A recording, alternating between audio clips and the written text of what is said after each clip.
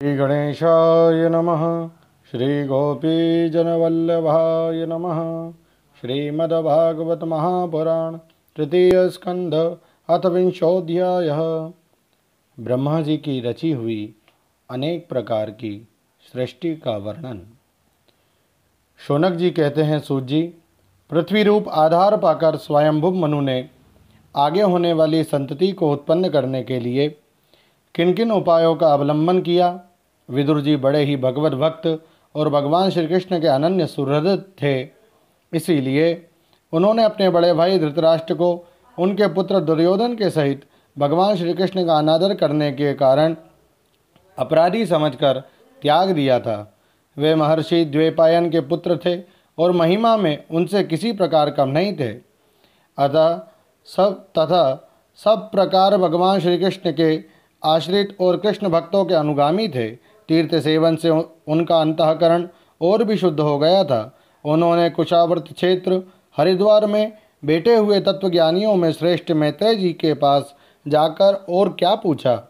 सूत जी, उन दोनों में वार्तालाप होने पर श्रीहरि के चरणों से संबंध रखने वाली बड़ी पवित्र कथाएं हुई होगी, जो उन्हीं चरणों से निकले हुए गंगा जल के समान संपूर्ण पापों का नाश करने वाली होंगी।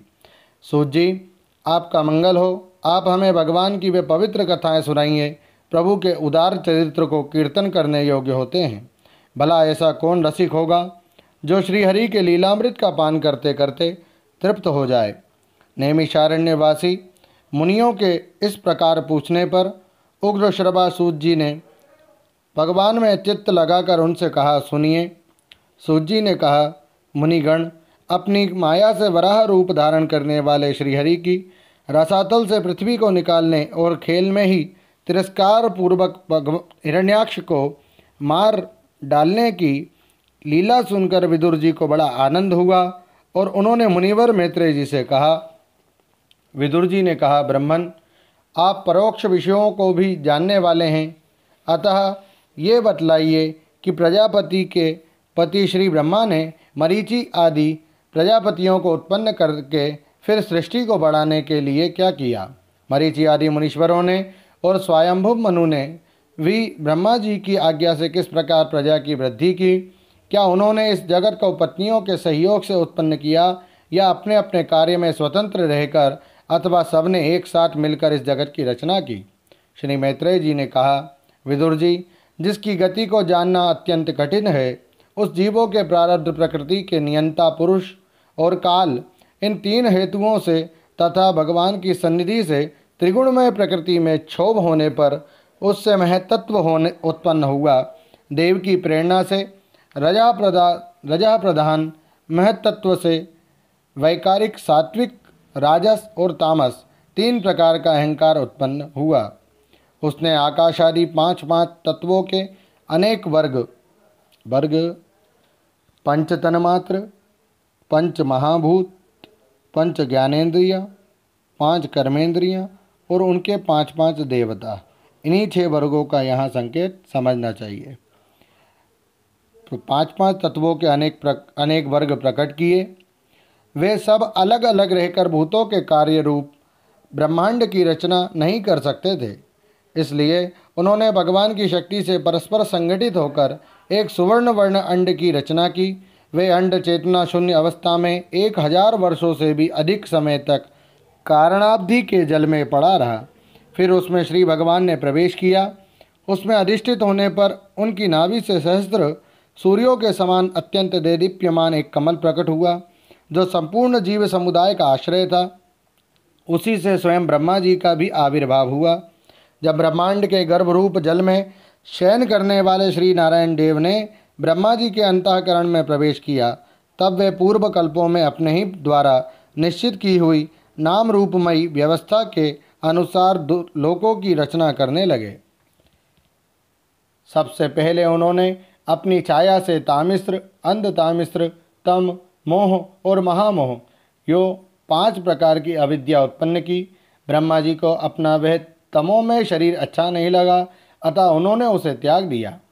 तब जिससे भूख प्यास की उत्पत्ति होती है, ऐसे रात्रि रूप उस शरीर को उसी से उत्पन्न हुए यक्ष और राक्षसों ने ग्रहण कर लिया। उस समय भूख प्यास से अभिभूत होकर वे ब्रह्मा जी को खाने को दौड़ पड़े और कहने लगे, इसे खा जाओ, इसकी रक्षा मत करो, क्योंकि वे भूख प्यास से व्याकुल हो रहे थे।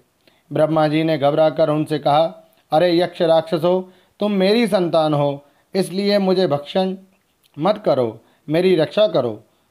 उनमें से जिन्होंने कहा खा जाओ वे यक्ष हुए, और जिन्होंने कहा रक्षा मत करो वे राक्षस कहलाए। फिर ब्रह्मा जी ने सात्विकी प्रभा से देदीप्यमान होकर मुख्य मुख्य देवताओं की रचना की। उन्होंने क्रीड़ा करते हुए ब्रह्मा जी के त्यागने पर उनका वह दिन रूप प्रकाश में शरीर ग्रहण कर लिया। इसके पश्चात ब्रह्मा जी ने अपने जगन देश से कामासक्त असुरों को उत्पन्न किया। वे अत्यंत काम लोलुप होने के कारण उत्पन्न होते ही मैथुन के लिए ब्रह्मा जी की ओर चले।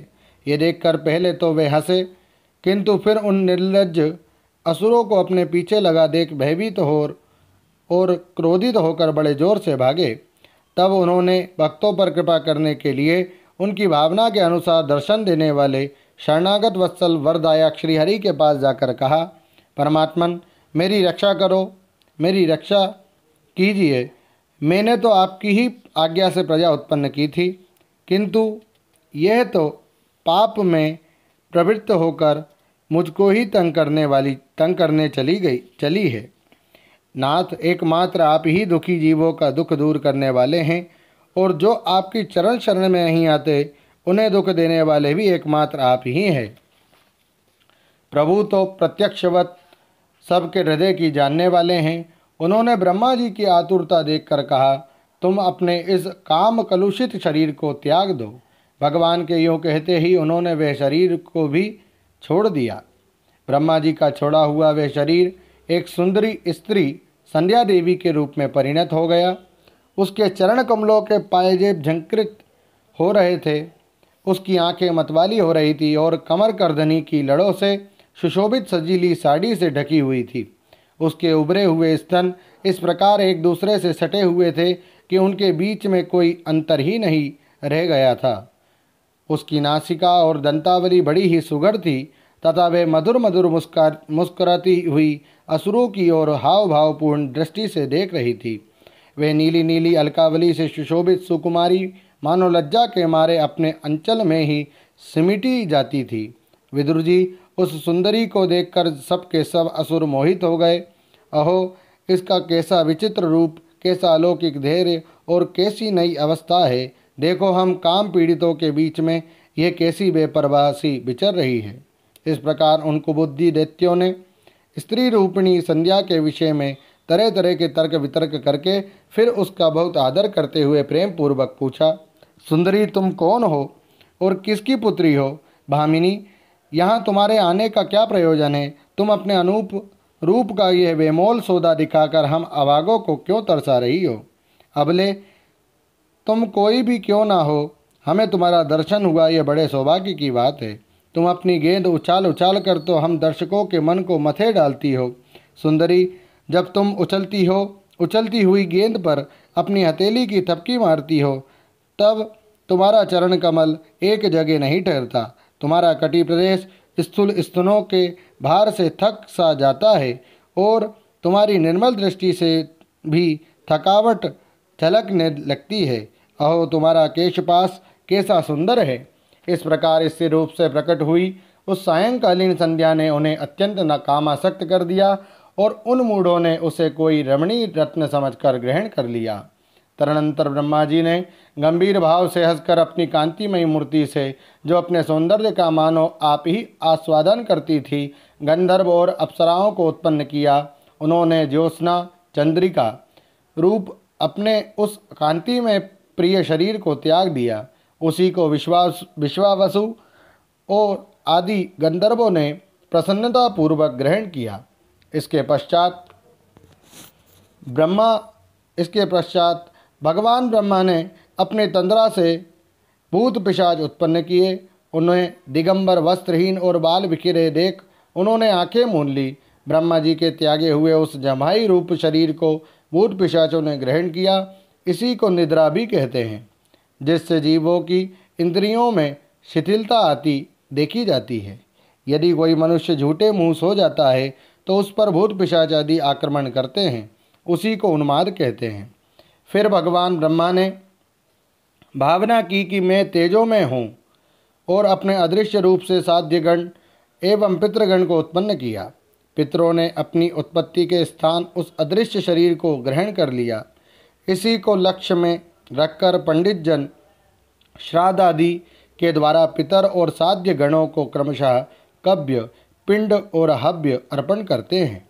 अपनी तिरोधान शक्ति से ब्रह्मा जी ने सिद्ध और विद्याधरों की सृष्टि की और उन्हें अपना वह अंतर्धान नामक अद्भुत शरीर दिया। एक बार ब्रह्मा जी ने अपना प्रतिबिंब देखा, तब अपने को बहुत सुंदर मानकर उस प्रतिबिंब से किन्नर और किमपुरुष उत्पन्न किए। उन्होंने ब्रह्मा जी के त्याग देने पर उनका वह प्रतिबिंब शरीर ग्रहण किया। इसलिए ये सब उषः काल में अपनी पत्नियों के साथ मिलकर ब्रह्मा जी के गुण कर्मादि का गान किया करते हैं। एक बार ब्रह्मा जी सृष्टि की वृद्धि न होने के कारण बहुत चिंतित होकर हाथ पैर आदि अवयवों को फैलाकर लेट गए और फिर क्रोधवश उस भोग में शरीर को त्याग दिया। उससे जो बाल झड़कर गिरे वे अही हुए तथा उसके हाथ पैर सिकोड़ कर चलने से क्रूर स्वभाव सर्प और नाग हुए, जिनका शरीर फण रूप से कंधे के पास बहुत फैला होता है। एक बार ब्रह्मा जी ने अपने को कृतकृत्य सा अनुभव किया। उस समय अंत में उन्होंने अपने मन से मनुओं की सृष्टि की। ये सब प्रजा की वृद्धि करने वाले हैं। मनस्वी ब्रह्मा जी ने उनके लिए अपना पुरुषाकार शरीर त्याग दिया। मनुओं को देखकर उनसे पहले उत्पन्न हुए देवता गंधर्व आदि ब्रह्मा जी की स्तुति करने लगे। वे बोले, विश्वकर्ता ब्रह्मा जी, आपकी यह मनुओं की सृष्टि बड़ी ही सुंदर है। इसमें अग्निहोत्र आदि सभी कर्म प्रतिष्ठित है। इसकी सहायता से हम भी अपना अन्न हविर्भाग ग्रहण कर सकेंगे। फिर आदि ऋषि ब्रह्मा जी ने इंद्रिय संयम पूर्वक तप, विद्या, योग और समाधि से संपन्न हो अपनी प्रिय संतान ऋषिगण की रचना की और उनमें से प्रत्येक को अपने समाधि, योग, ऐश्वर्य, तप, विद्या और वैराग्य में शरीर का अंश दिया। ओम नमो भगवते वासुदेवाय।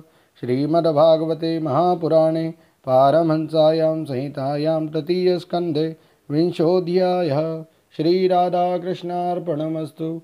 हरे नमः, हरे नमः, हरे नमः। जय श्री कृष्ण।